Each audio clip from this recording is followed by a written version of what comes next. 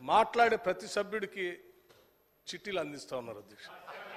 ఇది మాట్లాడండి, అది మాట్లాడండి అధ్యక్ష. అధ్యక్ష ఇది ఎక్కడ అన్యాయము? అరే అవతల సీరియస్గా చర్చ జరుగుతూ ఉంది, అటు బీజేపీ వాళ్ళకి అందిస్తాం, బీజేపీ వాళ్ళకి డైరెక్ట్గా చెప్పలేక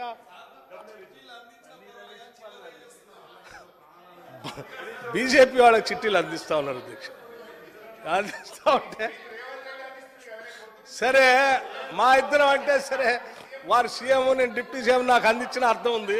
మీరేం బీఆర్ఎస్ వారేం బీజేపీ, ఎట్లా అది దానికి పొంతనే కుదరట్లేదు.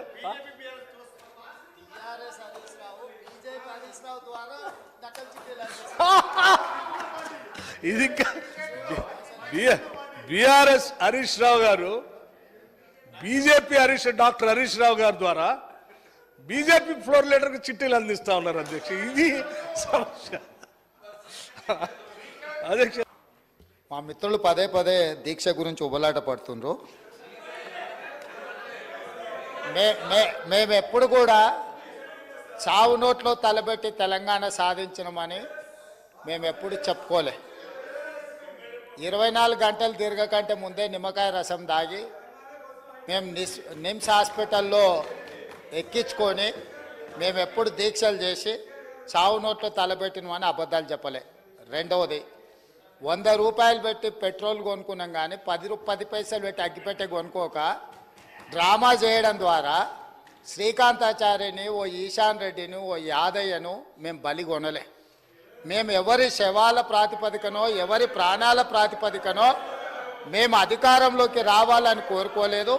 కోల్పోయిన అధికారాన్ని మళ్ళీ ఇతర ప్రాణాలను బలిచ్చి కుర్చీలో కూర్చోవాలని అనుకోవడం లేదు. అయితే తెలంగాణ రాష్ట్ర విశాల ప్రయోజనాల దృష్ట్యా అక్కడ కల్వకుంట్ల తారక రామారావు గారు, ఇక్కడ తన్నీర్ హరీష్ రావు గారు దీక్ష గురించి ప్రతిపాదించారు. తప్పకుండా జంతర్ మంతర్లో చంద్రశేఖరరావు గారిని రమ్మనుండ్రి. చంద్రశేఖరరావు గారు, నేను ప్రతిపక్ష నాయకుడిగా చంద్రశేఖరరావు గారు, సభాపక్ష నాయకుడిగా నేను తెలంగాణకు నిధులు తెచ్చుడో అవసరమైతే సచ్చుడో తేలుద్దాం. మేం సిద్ధం. తారీఖు పెట్టండి, చంద్రశేఖరరావుని తీసుకొని రండి.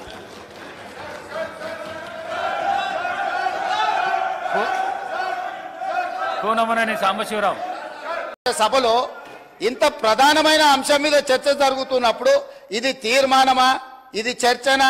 స్పష్టంగా చర్చ అని నేను చెప్పిన అధ్యక్ష. కావాలంటే మీరు రికార్డులు తిరిగేసుకోండి, చర్చలో పాల్గొనండి.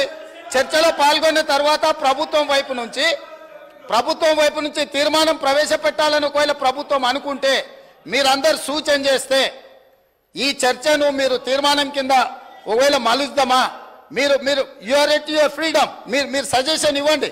గవర్నమెంట్ ఓపెన్ మైండ్తో ఉంది, మీరు ఏమైనా సజెషన్ ఇస్తే తీసుకోవడానికి. అంతే తప్ప ఆయన మంత్రి చేయలే, ఈయన మా నాయన నాకేమో ఇట్లా ఉచితంగా కుర్చీలు ఇచ్చి చదువు రాకపోయినా తీసుకొచ్చి మంత్రులను చేయలే. మా నాయన చదువు రాకపోయినా సంధ్య లేకపోయినా మాకు మంత్రులను చేసి ఇంట్లో కూర్చోబెట్టలే. మేము కష్టపడి కింద నుంచి జిల్లా పరిషత్లో పనిచేసినాం, శాసన మండలిలో పనిచేసినాం, శాసనసభ్యుడిగా పనిచేసినాం, పార్లమెంటు సభ్యుడిగా పనిచేసినాం, ఈరోజు ముఖ్యమంత్రిగా పనిచేస్తున్నాం అధ్యక్ష. ఇదంతా స్వయం కృషితోని కష్టపడి తెలుసుకొని అవగాహన కల్పించుకొని సభలకు వచ్చినాం అధ్యక్ష.